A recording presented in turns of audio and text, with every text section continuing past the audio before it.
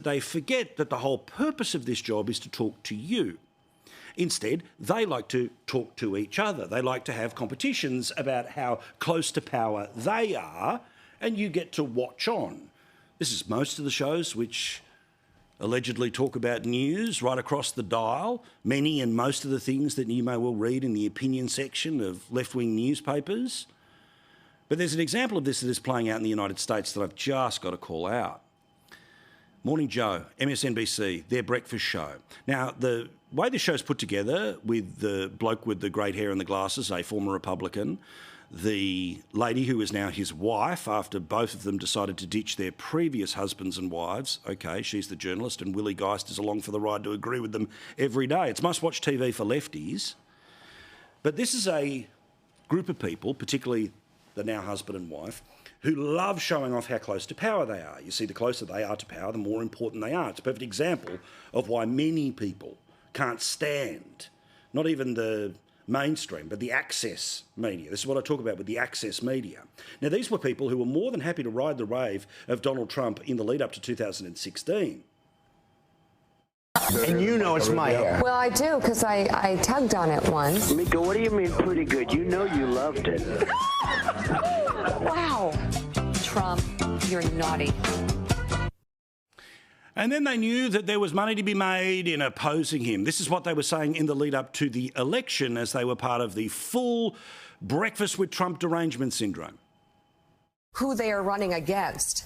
A dark, dismal, fascist, and increasingly obviously fascist person. He's getting through the moment as an aging artist. Yeah. There's always a tinge of racism in everything he says. If you can't believe it and this is your choice, you're lying to yourself and you're going to ruin this country. Right. Hateful, racist, bigoted, tired, aging, branding, I wouldn't say genius, branding obsessed narcissist. He will imprison, he will execute whoever he's allowed to imprison, execute.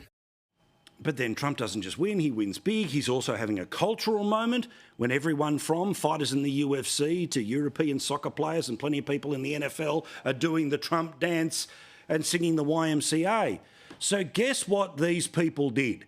After calling him Hitler, they went and sucked up to him at his house in Florida. Why he accepted them, I don't know, but clearly Trump is a bigger man than he. Joe and I went to Mar-a-Lago to meet personally with President-elect Trump. It was the first time we have seen him in 7 years. What we did agree on was to restart communications. In this meeting, President Trump was cheerful, he was upbeat, he seemed interested in finding common ground with Democrats on some of the most divisive issues. And for those asking why we would go speak to the president-elect during such fraught times, especially between us, I guess I would ask back, why wouldn't we? Joe and I realized it's time to do something different. And that starts with not only talking about Donald Trump, but also talking with him. What?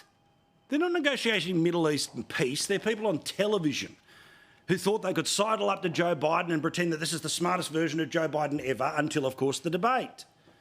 And all the way during the election campaign, Trump's Hitler, Trump's Hitler, Trump's Hitler. Oh, hang on, Trump's won. Mr. President. All of those edits weren't done by us. They were done by the Megyn Kelly show. Megyn Kelly, of course, appears on this program each and every week, and I stand by every word of her reaction. I searched for a way to respond appropriately, and I called on my 10 years as a litigator in addition to my now 20 as a journalist, and I think I found the perfect phrase, go f yourselves.